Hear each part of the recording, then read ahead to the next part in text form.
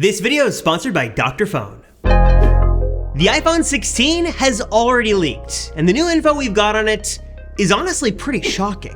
Apple is about to make some extremely controversial changes that many of you are going to absolutely hate, but on the flip side, there's some new stuff coming here to be super excited about that'll make the iPhone 16 better than any other iPhone we've gotten to date.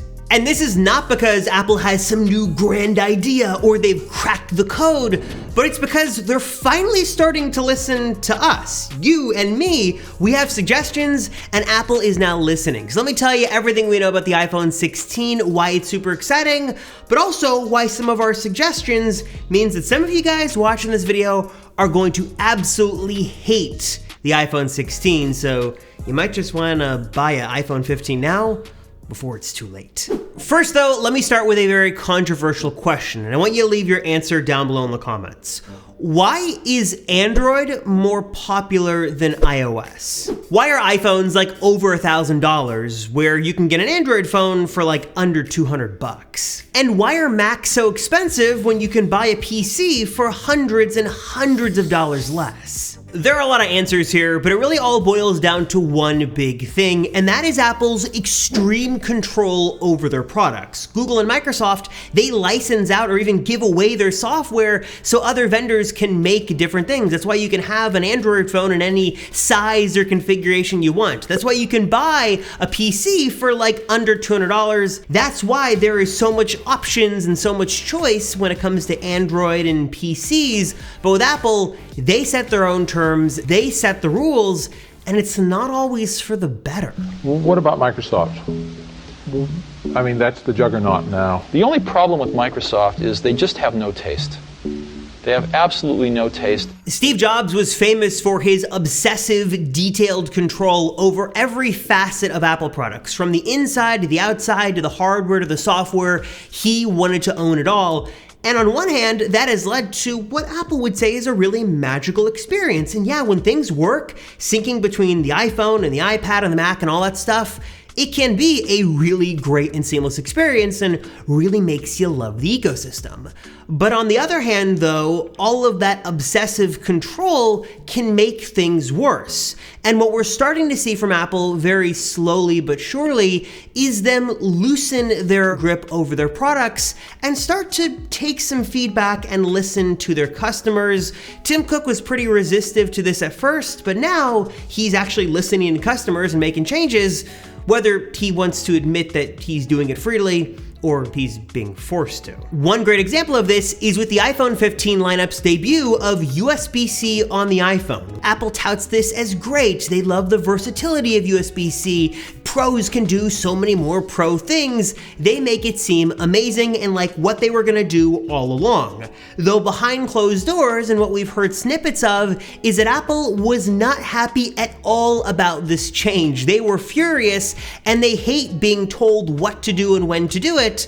But those pesky EU laws and regulations forced their hand and they were forced to make this change. And what is so interesting about this story and what we've seen over the last couple of months is that it's not just sort of the courts that are forcing Apple to do things, it's also, to say, so to speak, the court of public opinion. It's you and I, it's our opinions, it's our thoughts, it's our feedback that is becoming increasingly more important to Apple, and especially these days with the virality of TikToks and posts on X or Instagram and social media as a whole, Apple can't hide from controversy and user feedback, and you've also got things like Thermalgate, for example, this iPhone 15 overheating issue.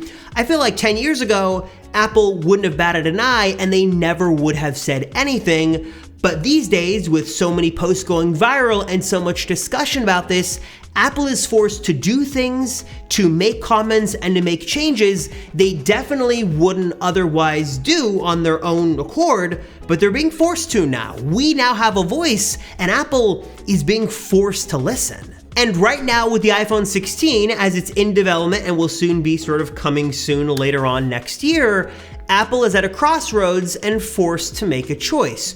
Do they double down on what they believe is the best iPhone ever? Do they make the decisions they want to make and create what they believe is the perfect iPhone, whether you like it or not, because that's what they want to do? Or do they sort of bend to the will of the consumer? Do they listen to what we want? Do they make their phones thicker and add bigger batteries? Do they bring back the mini iPhone?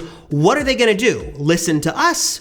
Or go with their own natural instincts. And while Apple's exact plans for the iPhone 16 are still sort of top secret, another big secret in the tech world that you may not know about is that you don't have to buy a new iPhone every time your old iPhone starts to slow down. In fact, there is a perfect way to sort of breathe some new life into your older iPhone, squash bugs, fix issues, plus so much more. If you're looking for the ultimate one-stop complete mobile solution, you've got to check out this video's sponsor, Dr. Fone. I've got to tell you guys that Dr. Fone is my favorite doctor because it's here to really help your iPhone and fix a lot of the really common issues and bugs and just problems you're going to experience when this sort of starts to have issues. It's gonna let you super easily transfer files from your phone to your Mac or PC, and even easily do a local backup of your iPhone to your Mac or PC. Look, we've all been there.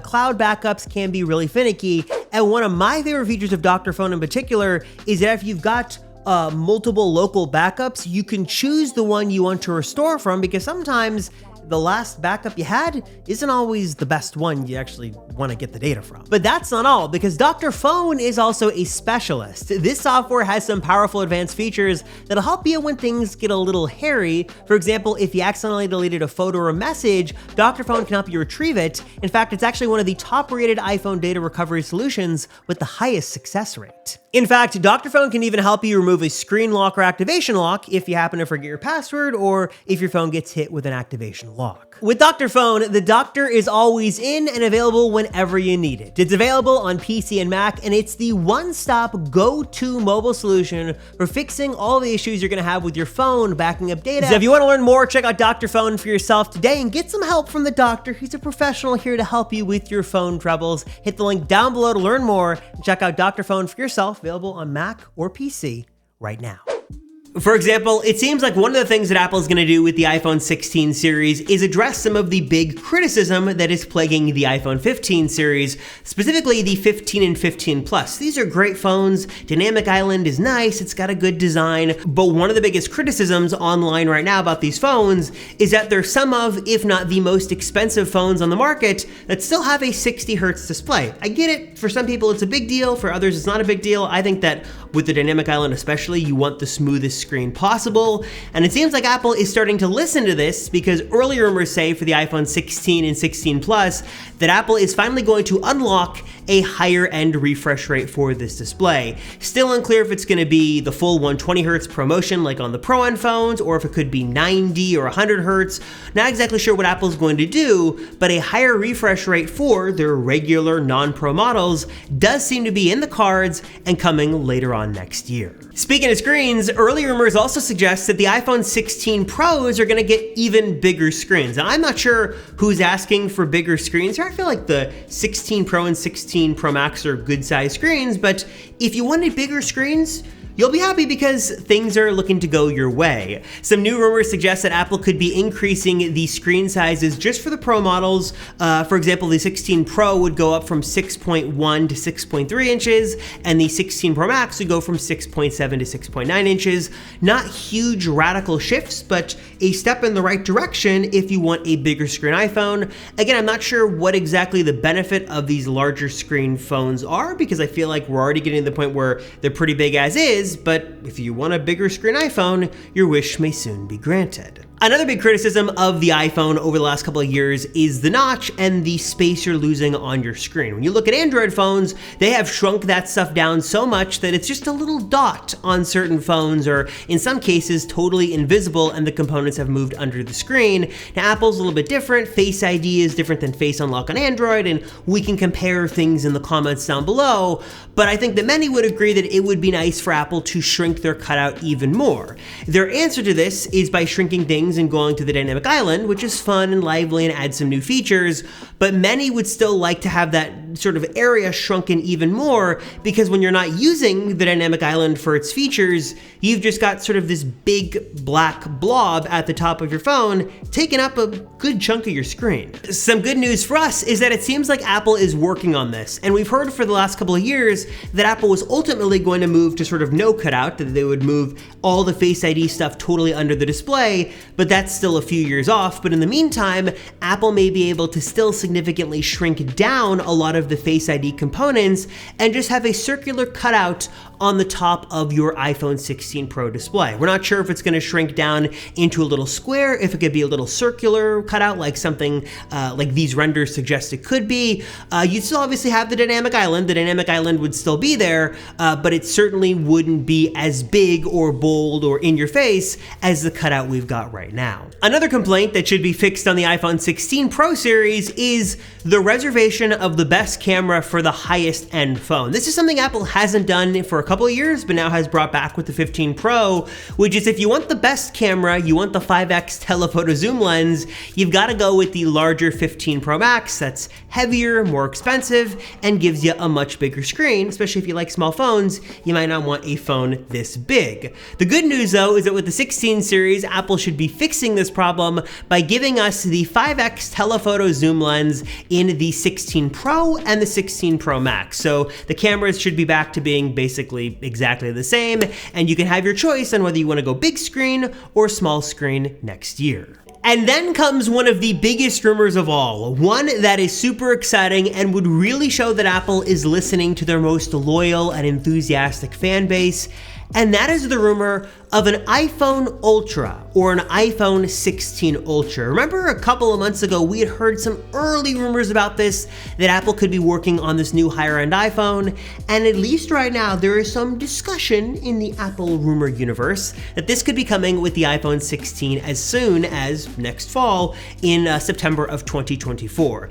Now, rumors and details on this are very sparse, but it seems like if Apple was to build this, they would build the dream iPhone their enthusiasts want. So it'd have maybe a bigger screen, a bigger battery inside, it could have a better camera, some exclusive features, and maybe even like an M series chip in an iPhone as well. I'm not really sure exactly what would make an iPhone Ultra and better and sort of more justifiable over a Pro Max model, but many in the community have been asking Apple for a while to build them the best, most high-end iPhone possible. Maybe this is the flipping, folding iPhone. Maybe it's got the periscope zoom lens system that was supposed to be coming this year.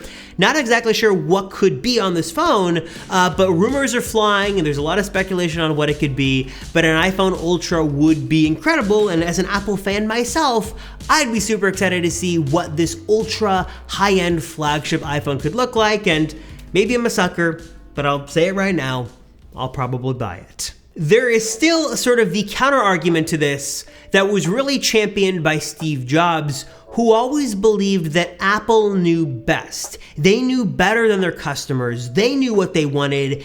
And then he was very famous for saying that Apple needed to tell or show customers what they wanted before they even knew they wanted it themselves, that Apple was going to be the one to show you the cool stuff. And that has definitely changed, this year, 2023, customers are way more vocal than they've been in the past on telling Apple to do X, Y, and Z. But what if Apple just ignores all that? They put all that to the side and they just say, we know best, we're going to build the iPhone we want and we're going to do it the way we want to do it. Sounds crazy, but that's actually what Apple is doing, and some iPhone 16 rumors suggest that Apple is going to move forward with some controversial changes, for better or worse, because they think it's gonna be best for the iPhone. One particular example of this is with the removal of physical buttons. We had heard a couple of months ago, some of the late stage rumors of the iPhone 15 series is that we could see a removal of the physical volume up and volume down buttons in favor of a new touch sensitive button that would mimic a button press. It would sort of trick your brain into doing it with motors,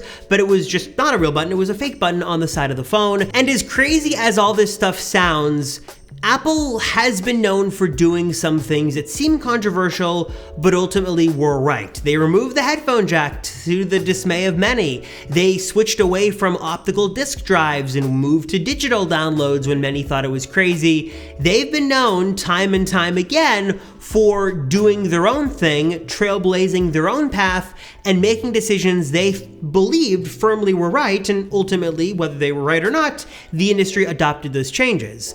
And if Apple had listened to what customers had wanted, the products we have today, like the iPhone, probably wouldn't be like what we have. For example, many thought it was crazy for Apple to make an iPhone that looked like this. They thought Apple should make an iPhone that looked like this. The iPod was super popular. Everyone knew the iPod interface. They should have made an iPod with a phone capability built in, called it a day, and that would have been more successful. Obviously, hindsight is 2020, and we knew that would have flopped.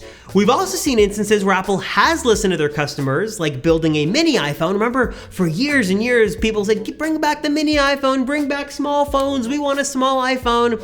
Everyone said it forever. Then with the iPhone 12 and the iPhone 13, Apple did have a mini version of that phone.